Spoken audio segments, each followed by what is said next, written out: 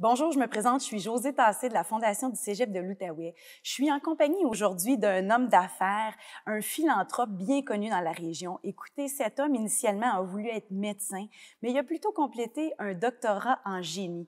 Il possède aujourd'hui 5 concessions automobiles, des dizaines de terrains, plusieurs immeubles. Écoutez, je vous présente Monsieur Nader Dormani. Bonjour, Monsieur Dormani. Bonjour, Madame Tassé. Aujourd'hui, en fait, on veut parler un peu plus du parcours qui est atypique, en fait, de Monsieur Dormani. Puis, Monsieur, en fait, Dormani est également un partenaire depuis plus d'une dizaine d'années à la Fondation. Donc, il y a 3 volets qu'on veut aborder, qui est principalement, en fait, le parcours scolaire de Monsieur Dormani. Ensuite, on veut parler un peu de l'homme d'affaires qu'il est devenu et qu'est-ce qui fait également qu'il redonne aux suivants. Donc, sur ce, pour ce qui est de votre parcours scolaire, Monsieur Dormani, je vous invite à nous en parler un peu plus en détail. J'étais né en Iran.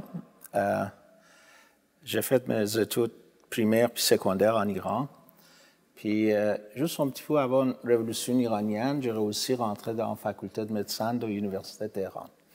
Il y avait des concours à passer, c'était très, très difficile. Puis, j'ai réussi à rentrer dans la faculté de médecine, je voulais devenir un médecin. Mais malheureusement, la révolution iranienne a tout changé. Puis, après un couple d'années, le nouvel gouvernement, ils ont fermé les universités pour faire ce qu'ils appelaient révolution culturelle, changer les livres, changer tout. Puis pendant ce temps-là, j'ai décidé de venir au Canada pour continuer mes études. En arrivant au Canada, en 1979, j'avais à peu près 19 ans, je suis allé à l'Université de York à Toronto, prendre des cours de sciences pour être capable de rentrer dans la faculté de médecine. Après un an et demi, partout où j'ai appliqué, il y avait la même réponse. Étant donné que j'avais un visa d'étudiant, je n'étais pas éligible pour rentrer dans la faculté de médecine. Dans l'époque, c'était ça le règlement. Il fallait que je sois citoyenne ou immigrant reçu, puis je n'étais pas immigrant reçu. C'est là que j'ai décidé d'aller dans une autre branche qui était génie. Mais pour compenser, parce que je sentais que j'avais perdu quelque chose, que j'avais travaillé si fort pour, j'ai décidé de faire ça en langue française. C'était un défi supplémentaire. Je ne parlais pas de français pantoute dans l'époque. Fait que j'ai mis toutes mes affaires, tout ce que j'avais, c'était dans 2 valises. Mon valeur nette n'était même pas 1000 pièces. J'ai mis tout dans une valise, puis je suis allé à Québec, ville de Québec. J'avais appliqué à l'Université de Laval là-bas, puis je rentrais dans la faculté de génie de l'Université de Laval, puis j'ai fini mon bac là-bas. En finissant mon bac, j'avais un frère qui restait ici dans la région d'Ottawa. J'ai déménagé à Gatineau en 1984. Puis j'ai appliqué à l'Université d'Ottawa pour faire mon maîtrise, que je finis en 1986. Puis pendant ce temps-là, je commençais à faire toutes sortes d'affaires, des petits commerces, restaurants, des bars. On a commencé dans l'immobilier. Puis en 1986, j'ai commencé mon doctorat là-bas. J'ai terminé en 1991. Puis j'ai commencé à enseigner. J'étais offert d'enseigner là-bas. Okay. J'ai enseigné à l'Université d'Ottawa? Ottawa, dans la faculté de génie. Puis là, je n'étais pas encore satisfait. Je voulais continuer encore mes études à le plus haut niveau. J'ai appliqué pour MBA. Il y avait des examens à passer. Okay. J'ai passé des examens pour entrer dans la faculté d'MBA. Puis j'ai fini mon MBA en 1996. Puis je t'ai offert d'enseigner là-bas aussi. J'ai enseigné à la faculté d'MBA de l'Université d'Ottawa. Pendant tout ce temps-là, je faisais des affaires, incluant automobile. Le côté entrepreneur a toujours été en vous. Ça. Puis pour ce qui est, dans le fond, de votre parcours, ça a été quoi le plus grand obstacle pour justement durant votre parcours scolaire? Quand vous quittez votre pays, vous changez votre environnement, la langue, ça change, la culture, ça change, les lois, la géographie, tout ça change. Fait que juste ça, adapter à ça, c'est un grand défi. Fait que l'adaptation, c'est... Apprendre une deuxième langue qui est anglais, apprendre une troisième langue qui est français, être loin de ta famille, quitter ton premier petit ami, c'était pas facile. Donc, avec le parcours que vous avez, comment on arrive à conserver notre motivation? Parce que c'est sûr que notre vidéo s'adresse aux étudiants. Fait qu'on veut leur donner aussi en même temps des petits conseils, des trucs. Mais vous, comment vous avez réussi à conserver ça, cette motivation-là? Je pense que ça dépend de notre détermination. Puis ça dépend de personne qu'on est. Si on est déterminé d'arriver ou atteindre un bout dans notre vie, puis on est prêt à sacrifier pour arriver à cet objectif, tout est possible. Je pense qu'une des capacités des êtres humains, notre esprit, notre corps, notre physique, c'est d'être capable de faire beaucoup de choses qui ne sont pas présentement peut-être imaginables. Mais quand on est obligé, puis quand on est déterminé, on est capable de le faire. Puis dans mon cas, c'était ça. J'étais vraiment déterminé, étant donné que j'avais déjà perdu mon futur une fois. Tous mes rêves, tout ce que j'avais travaillé pour, j'étais obligé de commencer de zéro. J'étais déterminé. Il ne fallait pas que je perde une autre fois. J'ai commencé une autre vie dans un nouvel pays, mais détermination était toujours là. Que, regarde, dernière fois, ce n'était pas ta faute. C'est la situation, les circonstances qui t'ont causé perdre tout ton futur. Ce n'était pas ta faute, mais cette fois-là, fais sûr que tu ne manquais rien. Puis ça prend beaucoup de sacrifices, beaucoup de travail, beaucoup de nuits, à pas dormir. Parce que vous, c'était vraiment l'équilibre que vous deviez travailler pour payer vos études et étudier fort en même temps. C'était vraiment les deux. Oui, j'avais pas d'argent quand j'ai arrivé ici au Canada. Je suis obligé de travailler surtout les étés avec un petit restaurant que mon frère y avait acheté. Je l'aidais, puis je travaillais avec. Puis je me rappelle, je travaillais même dans le bar, puis avec les types que je gagnais, je payais mes frais scolaritaires, puis avec ça. Mais je reviens à ce que j'étais en train de dire. Je pense que c'est important pour les étudiants qui sont en train d'écouter maintenant. Ils ont prix à payer. Il faut faire Ça prend des efforts. Pas juste ça. Il faut décider pour atteindre notre objectif, qu'est-ce qu'on est prêt à sacrifier.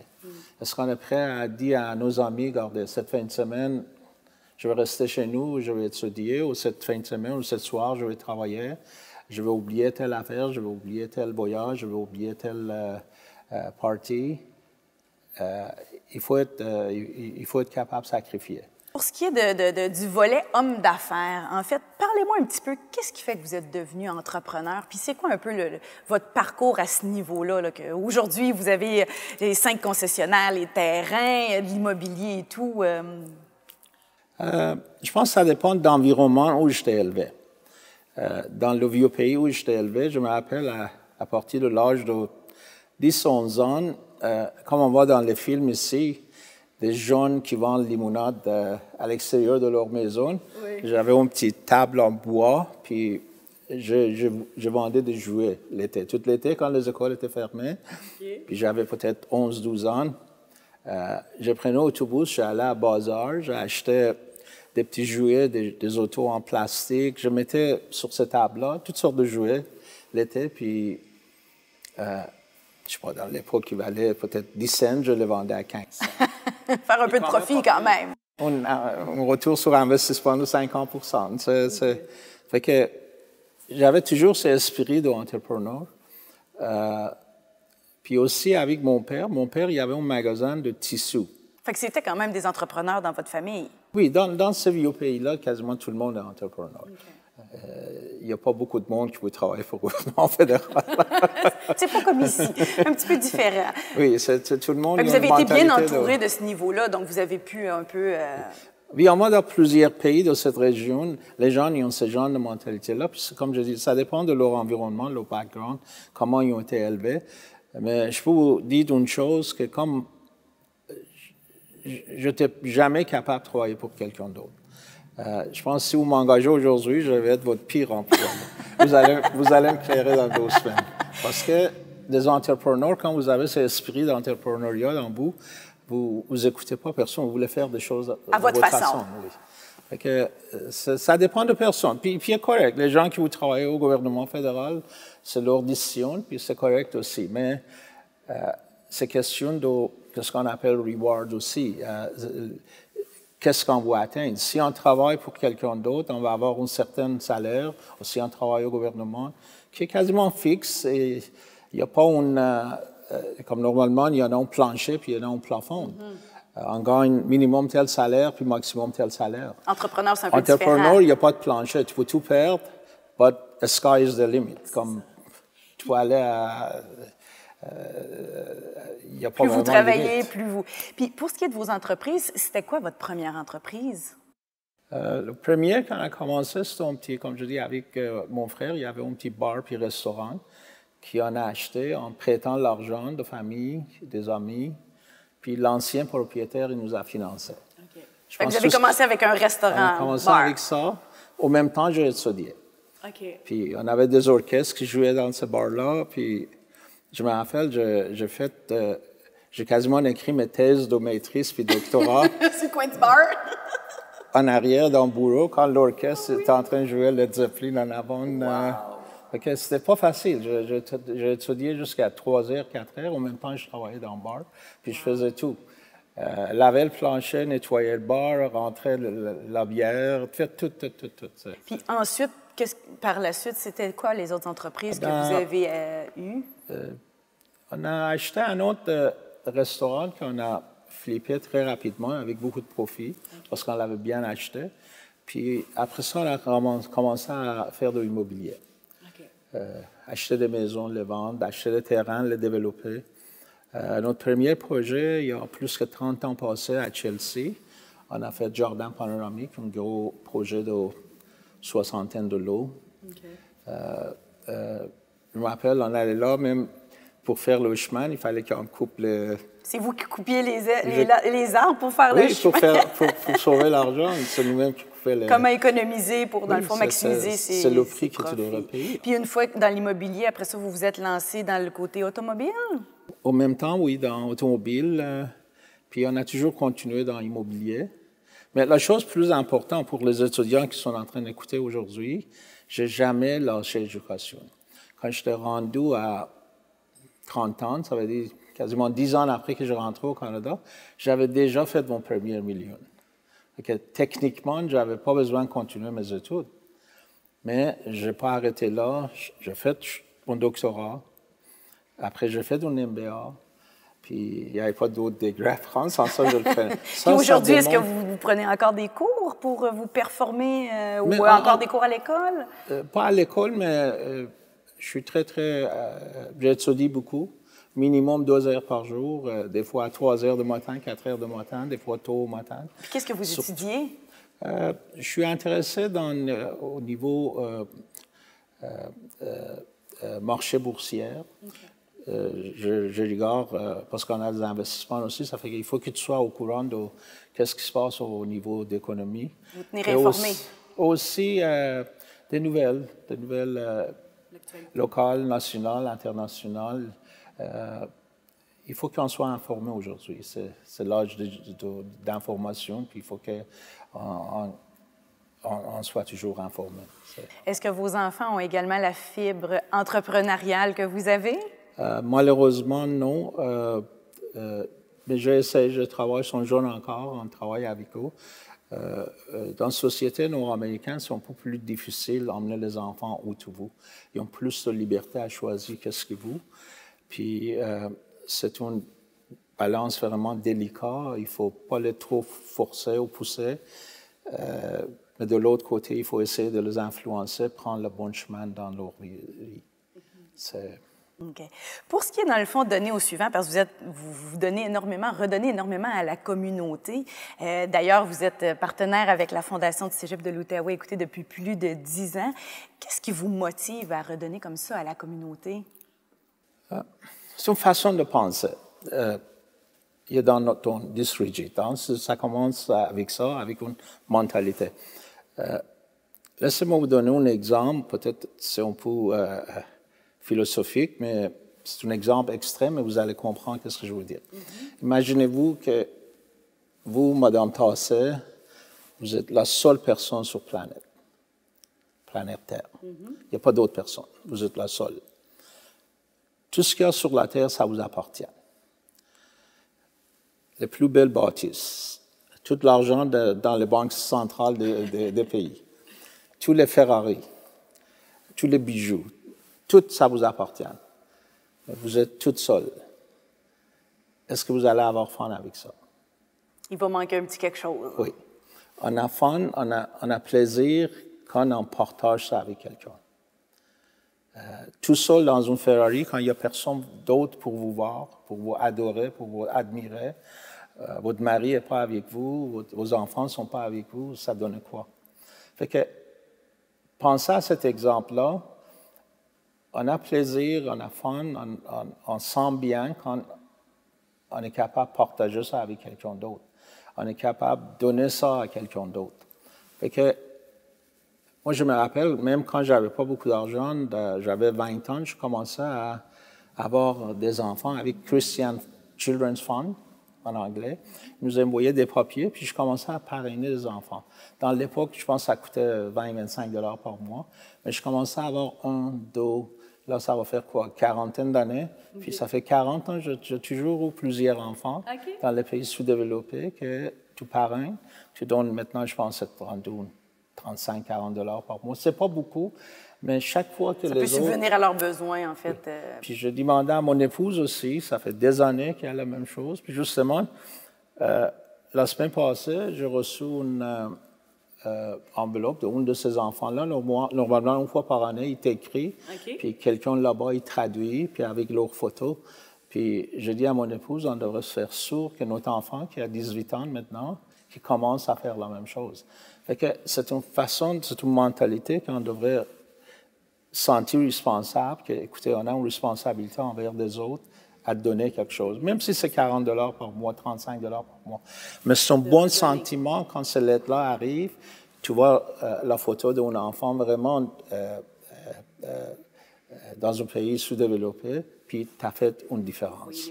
Avec ton 30 $ ou 40 $, tu es capable d'aller à l'école, ou tu es capable d'acheter des livres, tu es capable de faire telle affaire.